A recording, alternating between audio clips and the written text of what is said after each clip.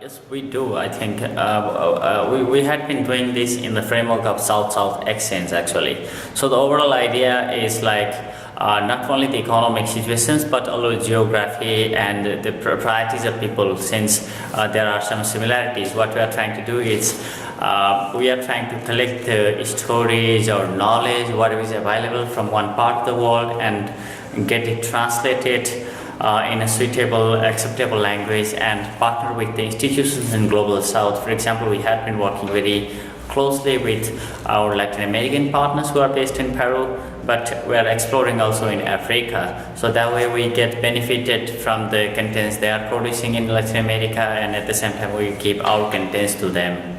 And in most recently, actually, we had been trying to partner with Practical Action, who has a dedicated initiative called ELA. So it's experiences and lessons learned from Latin America, and they wanted to disseminate that information in Africa and Asia.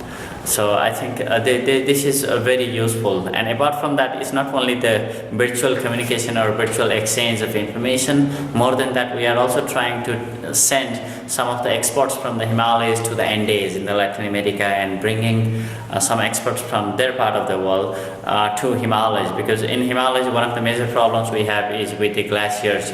Glaciers are melting fast. There are a lot many glacial lakes formed that can burst anytime.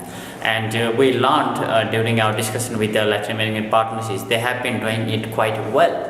They have already learned a very good technology, and these technologies are in place for the last 50 years or more, and we are still learning. So we simply brought those experts from there, and they told us how to do it. Mm-hmm. And so that exchange of knowledge is really important in South-South framework.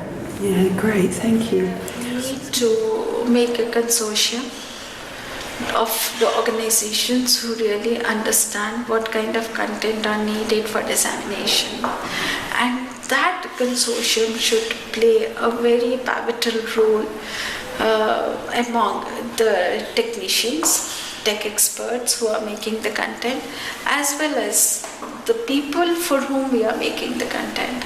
So that consortium can play an important role when we are talking about the Southern content. Only then the content flow could take place from both the sides. For us, maybe it's important because when I search the Google, for instance, just give an example, for instance, if I look for any research papers, all the foreign journals I can access to immediately.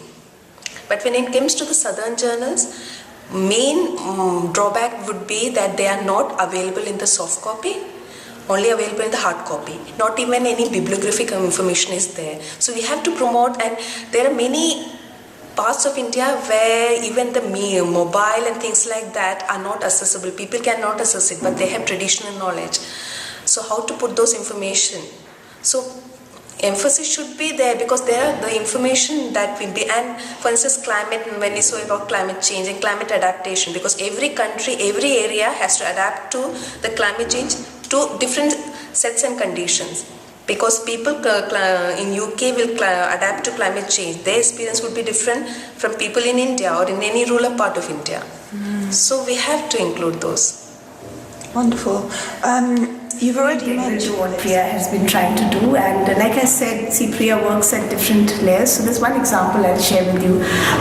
We are also in the editorial board of the Journal of Action Research, and we are getting a special issue, where we are going to be focusing on action research from the Southern perspective. We are even trying to get, language, I said, is a constraint. So right now we just tried one language that, you get people in the local language and then you can translate it. And the journal Sage has been open to trying that out, not so readily, but so that's one thing we really are focusing on. So the journal would only be looking at, because what happens is in most of these mainstream journals, the Southern voices at times get lost, and so we would have more of this grey material, but really academic writing somehow never reaches. Then people are not really, unless until you're in a university setup, which is also in India, the higher education, at least in social sciences and development studies, is there's a lot more which needs to be done, and maybe that's the same in other countries also.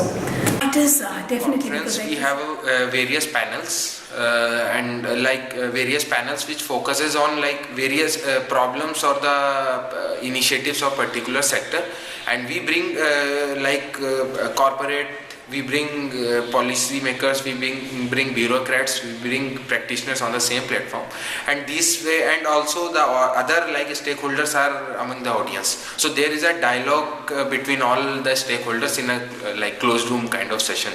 So at the unique point about our conferences is that we hardly talk about problems, or we just state the problems. We do not only keep on creeping on the problems, we talk about the solutions of those problems which are existing in these sectors. In a participatory way. Yeah. Important. I mean, context. I think it is very important to take into account Southern voices or developing country perspective in research, because context does matter. And it does matter a great deal when you're developing an intervention, when you're developing a research. So understanding that context, I mean, I think you have to tap into the local knowledge. And so that's why it's essential. Great, thanks.